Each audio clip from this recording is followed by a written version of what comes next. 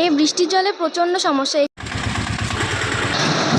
কালকে একটা মেয়ে পড়ে গেছে, এর থেকে হ্যাঁ, পোশাক তো অবশ্যই নোংরা হচ্ছে। কাদা জল সবসময় এখানে জমে থাকে, আসতেও অসুবিধা হয়। বর্তমানে আমরা করিমপুর 2 নম্বর পঞ্চায়েতের 8 নম্বর ওয়ার্ডে আছে। আপনাদেরকে জানিয়ে রাখি যে রাস্তাটা দীর্ঘদিনের সমস্যা, বছরের পর বছর এই রাস্তায় জল জমে থাকে। প্রশাসনের দায়িত্ব যারা আছে তাদেরকে জানালেও সেই সমস্যার সমাধান হয়নি। মহিলারা আছেন, তাদেরকেও এই জল পেরিয়ে আসতে হয়। আপনাদের কতটা সমস্যা এই জল পেরিয়ে আসতে? কালকে একটা মেয়ে পড়ে গেছে, এর থেকে বড় সমস্যা। ইনজেকশন দিতে হয়েছে, টিটি দিতে হয়েছে, তার অবস্থা খুব খারাপ। আহত হয়েছিলেন? হ্যাঁ, ভালোভাবে, গুরুতর।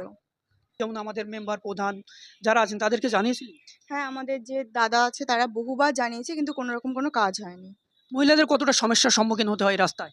ভীষণভাবেই হচ্ছে, কারণ আমাদের এদিক দিয়ে আসতে গিয়ে ওই শুনলে পড়ে গেছে।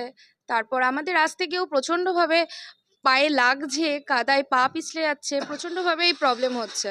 এতে পোশাকও নোংরা হচ্ছে। হ্যাঁ, পোশাক তো অবশ্যই নোংরা হচ্ছে।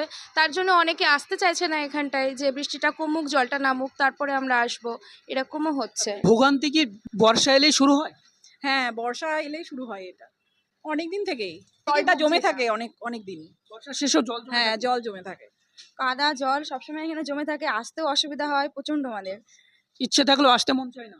বেসিক্যালি যাদের চামড়ার সমস্যা আছে, এই জল দিয়ে আসার সময় মানে পায়ে ঠেকছে সেই জলটা, সেটার জন্য চামড়ার ইচিং হচ্ছে, যেটা আমার আছে, অনেকেরই আছে, যার জন্য অনেকে আসতে চাইছে না, তার জন্য অসুবিধা এই জলের জন্য। এই জলের কারণে কি চুলকানো হচ্ছে, যেমন বলছে ইচিং? হ্যাঁ, অবশ্যই ইচিং হচ্ছে, যেতে আসতে অসুবিধা হচ্ছে, জামা কাপড় ভিজে যাচ্ছে, স্লিপারি হয়ে থাকছে জায়গাটা সবসময়। আমাদের একমাত্র সমস্যা এই জল। হ্যাঁ, একদমই তাই। আপাতত এই জল। দুর্ঘটনা ঘটেছে কিনা আমি এখনো অবধি শুনিনি, কিন্তু দুর্ঘটনা ঘটতেই পারে, কারণ তারা তো বাইক আসছে, স্কুটি আসছে, সাইকেলও আসছে, যে কোনো সময় স্লিপ করার একটা চান্স আছে। আগেও জানিয়েছিলাম এর আগের সরকারকে, পঞ্চায়েতকে, তো তখন কোনো কাজ হয়নি। এবার নতুন সরকার, আমরা আশা করছি যে এবার কাজটা হবে।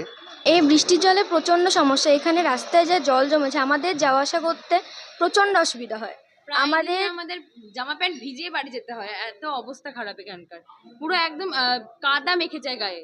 এই সমস্যা তো ধরেন রেগেই আছে অনেক। আমাদের এখানকার যত পঞ্চায়েতেও জানানো হয়েছে, পঞ্চায়েত থেকেও বলেছিল যে এরকম সমাধান হবে, কিন্তু এই সরকার পরিবর্তন হয়ে যাওয়ার পরে ধরুন এখন নতুন সরকার এসেছে, এখন এই সরকার এখন আবার কবে এই ব্যাপারে দিনে মাথা দেবে, এখন তো সেটা বোঝা যাচ্ছে না। বিশাল সমস্যা। আমি যখন ওখান থেকে আসছি, সাইড ধরে ধরে, দেয়াল ধরে ধরে আসছি, বাই চান্স যদি ওখানে উল্টে পড়ে যায় সব ভিজে যাবে। ওই জন্য অবশ্যই জলটা এখান থেকে নামানোর ব্যবস্থা করা উচিত, আমার তাই মনে হয়। হ্যাঁ, অবশ্যই, যদি এখানে পড়ে যাই আমি না, আসার সময় যদি উল্টে পড়ে যেতাম তাহলে তো খুবই সমস্যা হতো। সকলের সমস্যা। এখানে আমার যে বইয়ের দোকান আছে, ছোট ছোট বাচ্চা স্টুডেন্টরা আছে, তারা ওখান থেকে জল দেখে আর কেউ আসছে না। এবার মধ্যে থেকে কি হচ্ছে, বেচাকেনা হচ্ছে না, সারাদিন বসে থাকছে সারাদিন। করিমপুর 1 নম্বর ব্লকে যে রাস্তার সমস্যা আছে সেই নিয়ে আমরা বিধায়ক আনন্দনাথ ঘোষকে প্রশ্ন করে। বর্ষার আগে বেশ কিছু গুরুত্বপূর্ণ রাস্তার কাজ করাতে হবে। ডিএম সাহেবের সঙ্গে কথা বলে আমি চেষ্টা করছি এটাকে ওভারকাম করার। ব্যবসায়িক আছে, ছাত্রছাত্রী আছে, প্রত্যেকের সমস্যা, পাশাপাশি যারা বসবাস করেন তাদেরও সমস্যা এই জলটার কারণে। আপনাদেরকে জানিয়ে রাখি, এই জল দীর্ঘদিন থেকে এইভাবে জমে আছে। খুব দ্রুত এখান থেকে নামানোর ব্যবস্থা করুন, পাশাপাশি এই রাস্তাটা উঁচু করুন যাতে করে এই জলটা বেরিয়ে যায়। কারণ এই জলের কারণে ছাত্রছাত্রী সহ প্রত্যেক মানুষের সমস্যার সম্মুখীন হতে হচ্ছে দৈনন্দিন জীবনে। ধন্যবাদ।